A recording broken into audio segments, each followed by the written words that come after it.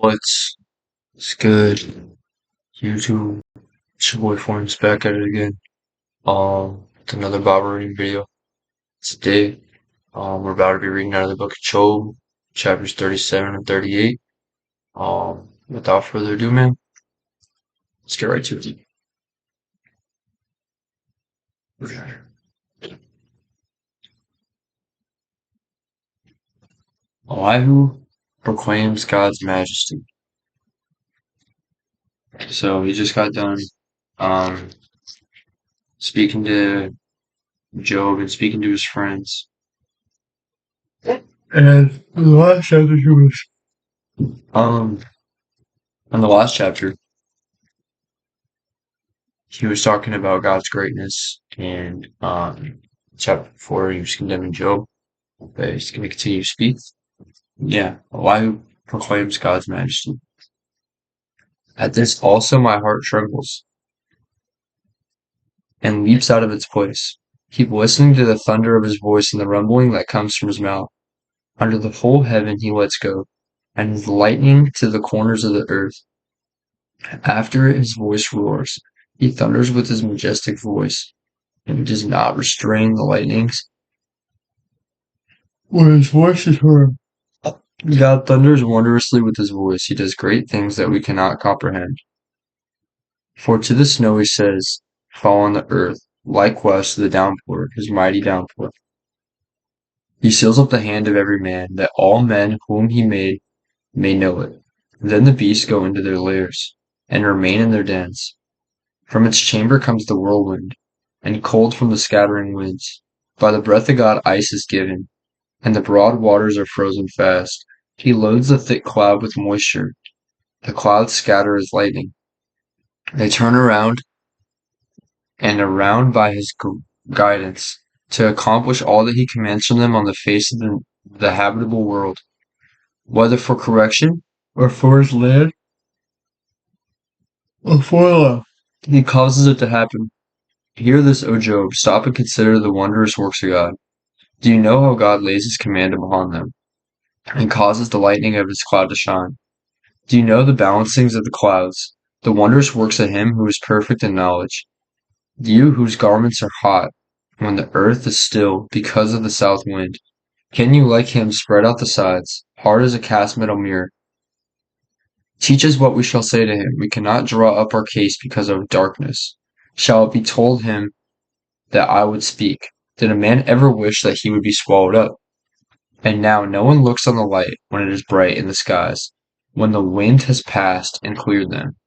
Out of the north comes golden splendor. God is clothed with awesome majesty. The mighty, we cannot find him. He is great in power. Justice and abundant righteousness he will not violate. Therefore men fear him. He does not regard any who are wise in their own conceit. So that right there. He does not regard any that are wise in their own conceit, because they're not really wise without God, because true wisdom comes knowing what is going to happen to you internally. Okay, chapter 38. The Lord answers Job. Then the Lord answered Job out of the whirlwind and said, who is this that darkness counsel by words without knowledge? Dress for action like a man. I will question you, and you make it known to me. Where were you when I laid the foundation of the earth? Tell me if you have understanding. Who determined its measurements? Surely you know. Or who stretched up the line upon it? On what were its bases sunk? Or who laid its cornerstone? When the morning stars sang together, and all the sons of God shouted for joy. Or who shut in the sea with doors when it burst out from the womb? When I made clouds its garment, and thick darkness its swaddling hand, and prescribed limits for it, and set bars and doors, and said, thus far you shall come, or shall you come, and no further, and here shall your proud waves be stayed. Have you commanded the morning since your days begun, and caused the dawn to know its place, that it might take hold of the skirts of the earth, and the wicked be shaken out of it? It is changed like clay under the seal, and its features stand out like a garment. From the wicked their light is withheld. Oh, this is the Lord speaking. Okay. And he's basically saying, like, do you know who I am, bro? For you to be even slightly questioning me in the slightest on what's happening? This change-like land of the seal and its features stand out like a garment. From the wicked, their light is withheld, and their uplifted arm is broken. Have you entered into the springs of the sea, or walked in the recesses of the deep? Have the gates of death been revealed to you, or have you seen the gates of deep darkness? Have you comprehended the expanse of the earth? Declare, if you know all this. Where is the way to the dwelling of light? And where is the place of darkness, that you may take it to its territory, and that you may discern the path to its home? You know, for you were born then, and the number of your days is great. Have you entered the storehouses of the snow, or have you seen the storehouses of the hail, which I have reserved for the time of trouble, for the day of battle and war? What is the way to the place where the light is distributed? Or where is the east wind scattered upon the earth?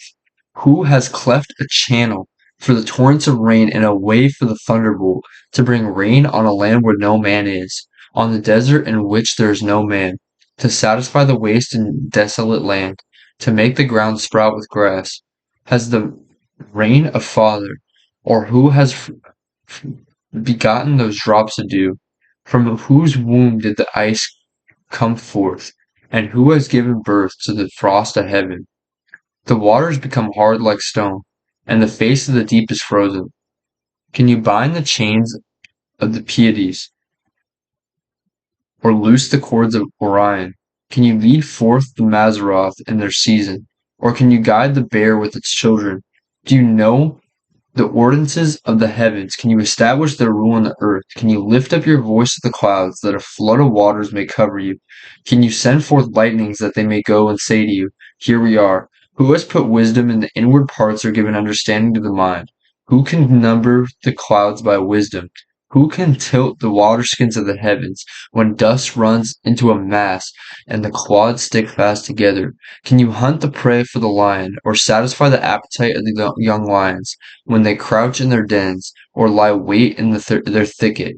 Who provides for the raven its prey, when its young ones cry to God for help, and wander about for lack of food?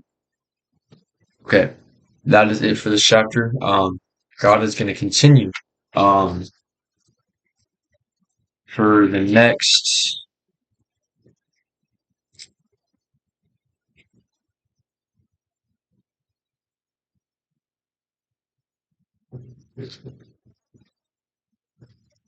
three chapters. We have 2 more days of videos in the book of Job.